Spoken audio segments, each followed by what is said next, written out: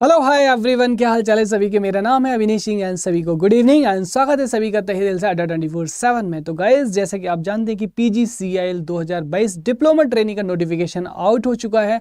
आप लोगों की क्वेरीज थी कि सर यहाँ पे डिटेल सिलेबस क्या होगा, एग्जाम पैटर्न बराबर है ना, डॉट डॉट डॉट। तो यहाँ पे सारी चीज़ों के हम ऊपर डिस्कस करने वाले हैं। तो इधर उधर की बातें ना करते सीधा वीडियो को स्टार्ट करते हैं और आपकी काम की बात स्टार्ट करते हैं, ठीक है। तो यहाँ पे देखिए, तो सबसे पहले देखिए यहाँ पे आप लोगों में सबसे बड़ा जो कंफ्यूजन था सर कि यहाँ पे परसेंटेज ऑफ मार्क्स है ना, कि सर यहाँ पे जो परसेंटेज ऑफ मार्क्स हैं वो कितना रहने वाला है ना। ये बहुत ज़्यादा आप में कंफ्यूजन आ रहा था कि यहाँ पे अप्लाई करने के लिए कितने परसेंटेज मार्क्स होने चाहिए। तो देखिए, बट सत्य है यहाँ पे, लेकिन है तो यही है ना, यानी कि मिनिमम परसेंटेज ऑफ मार्क्स आपको कितना चाहिए यहाँ पे 70% है ना। तो 70% मार्क्स यहाँ पे आपके होने चाहिए, यानी कि जो डिग्री डिप्लोमा जो भी सॉरी डिग्री वाले तो अलाउड ही नहीं यहाँ पे है ना।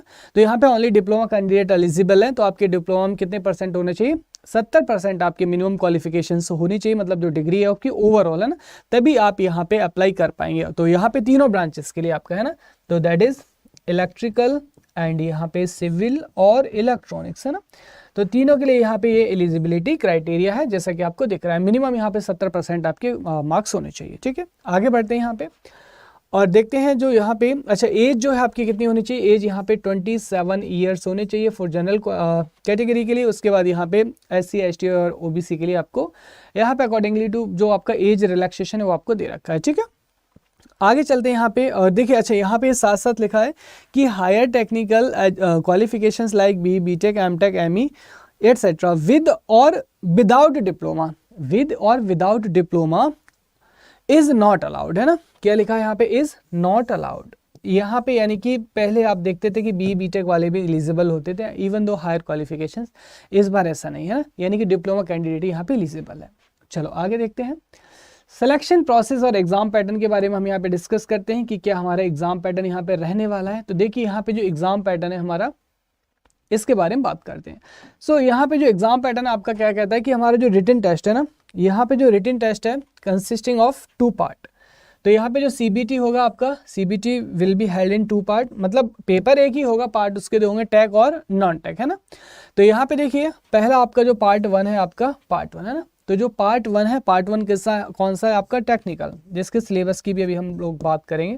पेन थोड़ा सा ज़्यादा छोटा हो गया, तो यहाँ पे अभी हम इसके टेक्निकल, तो इसके सिलेबस की भी बात करेंगे। एंड यहाँ पे टेक्निकल नॉलेज जो है आपका 120 क्वेश्चन, कितने क्वेश्चन आएंगे टेक्निकल से, 120 जो क्वेश्चन हैं वो आपसे पूछे जाएंगे, ठीक है। और यहाँ पे जो भी आपका रेस्पेक्टिव डिसिप्लिन है। पार्ट 2 की बात करते हैं यहाँ पे। तो पार्ट 2 देखिए यहाँ पे कैसा है आपका, नॉन टेक है ना, नॉन टेक। और नॉन टेक से यहाँ पे जो क्वेश्चंस रहेंगे वो कितने क्वेश्चंस रहेंगे आपके यहाँ पे, 50 क्वेश्चन जो है नॉन टेक से रहेंगे।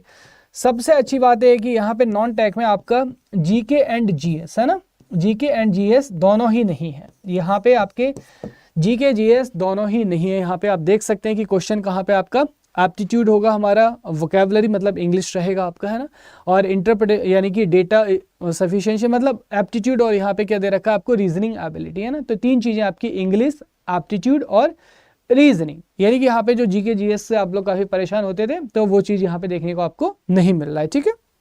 आगे बढ़ते हैं। अच्छा यहाँ पे निगेटिव मार्किंग है आपका 1/4 जो है यहाँ पे क्या है, निगेटिव मार्किंग है, ओके। तो ये हमारा एग्जाम पैटर्न रहेगा। बात करते हैं यहाँ पे टेक्निकल के सिलेबस की। तो देखिए यहाँ पे क्या क्या सिलेबस रहेगा टेक्निकल का ना, नॉन टेक का तो मैं आपको बता चुका हूँ। तो यहाँ पे बात करेंगे टेक्निकल सिलेबस की। तो यहाँ पे देखिए सबसे पहले यहाँ पे नेटवर्क है ना। तो नेटवर्क आपका पूरा है यहाँ पे आपका, ठीक है, इंक्लूडिंग 2 पोर्ट नेटवर्क है ना, 2 पोर्ट नेटवर्क को मिला लीजिए, पूरा का पूरा यहाँ पे। बात करेंगे किसकी यहाँ पे, नेटवर्क के अलावा, उसके बाद मशीन की बात करेंगे। तो मशीन में आपके चारों ही पार्ट आ जाते हैं, that is transformer, single phase as well as 3 phase, और उसके बाद में DC मशीन, और DC के बाद में आ जाता है आपका synchronous machine and induction machine, 3 phase और सिंगल फेज दोनों आ जाएंगे आपके, ठीक है। उसके बाद देखिए यहाँ पे पावर सिस्टम की बात करेंगे, power system and protection, power system and protection यहाँ पे दोनों ही आ जाएंगे आपके, power system and protection, okay. तो यहाँ पे अब ये तो हम हो गए 3 सब्जेक्ट इलेक्ट्रिकल वालों के डिप्लोमा लेवल पे मेन सब्जेक्ट, और चौथा कौन सा आपका, measurement and instrumentation.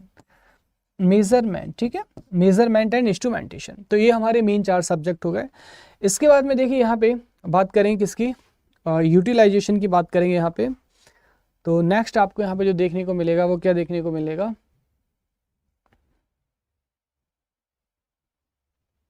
Just wait, okay. तो यहाँ पे देखिए अगर हम बात करें किसकी, तो नेक्स्ट जो सब्जेक्ट रहेगा आपका वो यूटिलाइजेशन रहेगा, आपका यूटिलाइजेशन, ठीक है, जो कि बहुत ज़्यादा क्वेश्चंस यहाँ से आपको देखने को नहीं मिलते हैं। यूटिलाइजेशन एंड एनर्जी, ठीक है, that is costing and efficiency. अब यहाँ पे देखिए पहले जो सिलेबस था हमारा, कंट्रोल सिस्टम, कंट्रोल है ना, कंट्रोल सिस्टम हो गया आपका, और पावर इलेक्ट्रॉनिक्स हो गया, ये अब नहीं रहेंगे, ठीक है, ये नहीं रहेंगे। और आप पूछेंगे सर एनालॉग इलेक्ट्रॉनिक्स से डिजिटल, तो यहाँ पे देखिए एंड आपका जो बेसिक इलेक्ट्रॉनिक्स है ना, बेसिक इलेक्ट्रॉनिक्स यहाँ पे इंक्लूड रहेगा, बेसिक इलेक्ट्रॉनिक्स। तो अब आपका जो मोर और लेस जो आपका एसएससी जेई का सिलेबस था यहाँ पे वो फॉलो किया जाएगा। हाउ एवर देखिए कंट्रोल और ये जो क्वेश्चन है इनके जो बेसिक्स है ना, कि ओपन लूप क्लोज लूप है ना, पावर इलेक्ट्रॉनिक्स में जैसे एससीआर है, तो ये बेसिक क्वेश्चन यहाँ से पूछा जा सकता है, जो कि बेसिक इलेक्ट्रॉनिक्स का एक पार्ट हो जाता है आपका। तो इस बार जो ये सिलेबस है आपका रहने वाला है।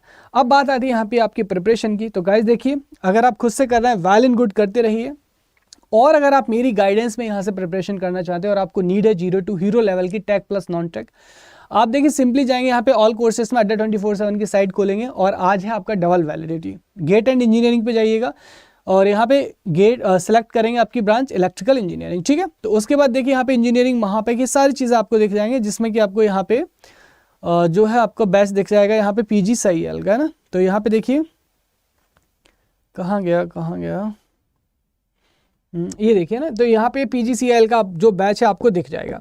तो आप देखिए यहाँ पे इस बैच में ना डायरेक्टली इनरोलमेंट कर सकते हैं यहाँ पे, या फिर रादर देन इसकी जगह मैं आपको क्या सजेस्ट करूँगा गाइस, कि यहाँ पे ना आप इंजीनियरिंग महापैक में जाइए, थोड़ा सा अंतर आएगा 300 400 500 रुपए का। और यहाँ पे देखिए महापैक पे है आज डबल वैलिडिटी, यानी कि जो आपको पहले क्लासेस जो 1 साल के लिए था वो है आज यहाँ पे आपका पूरे 2 साल के लिए। और महापैक में देखिए यहाँ पे सारे बैचेस इंक्लूड, ये इसके फीचर्स हैं। तो यहाँ पे SSC JE PGCIL RRB JE सारे बैच आपके इंक्लूड रहेंगे। और यहाँ पे देखिए प्लस सबसे अच्छी बात है कि इसमें ना आपको सबसे ज्यादा लाइव प्लस रिकॉर्डेड, यानी कि टेक और नॉन टेक का पूरा जो रिकॉर्डेड सेक्शन है वो मेरे भाई यहाँ पे आपके लिए अवेलेबल रहता है, जिसे आप किसी भी टाइम एक्सेस कर सकते हैं, है ना। तो यहाँ पे जैसे मान लीजिए कि अगर पेपर जल्दी आ जाता है, तुरंत के तुरंत आप पहले यहाँ पे क्या देख सकते हैं, रिकॉर्डेड, उसके बाद लाइव भी दे सकते हैं। तो सारी की सारी चीज़ें प्लस 400 यानी कि 255 plus full length mock test यहाँ पे आपको फ्री मिलते हैं। अब देखो ये 14,000 रुपये आपको नहीं देना है, आपको सिंपल करना क्या है गाइज, यहाँ पे एक मैजिकल कूपन कोड लगाना है, दैट इज Y433। जैसे आप इस कोड को यूज करेंगे यहाँ पे देखिए, जैसे आप अप्लाई करेंगे मात्र कितने का रह जाएगा आपका, यहाँ पे 3200 रुपए का रह जाता है। कितना रह जाता है गाइस, 3200 रुपए का। लेकिन इस चीज का ध्यान रखिए कि यहाँ पे जो कोड है Y433, ये जो कोड है मेरी गाइडेंस के लिए बहुत जरूरी है। तो अगर आप यहाँ पे machine, power system, power electronics सारे सब्जेक्ट का ना 0 to हीरो लेवल पे पढ़ना चाहते हैं अंडर माई गाइडेंस, तो ये कोड लगाना नहीं भूले, Y433। तो यहाँ पे देखिए कितने का रहेगा आपका, मात्र 3200 रुपए का। और ये है आपका गाइज अभी 2 साल के लिए, तो आपको 2 साल के लिए पूरा चैनल का एक्सेस यहाँ पे मिल जाएगा, ठीक है गाइज। और अगर कोई भी क्वेरी हो इसके रिगार्डिंग तो आप मुझे जरूर बता सकते हैं। आप सभी लोगों का तहे दिल से बहुत बहुत शुक्रिया सेशन को देखने के लिए, लाइक और शेयर करने के लिए। Thank you everyone.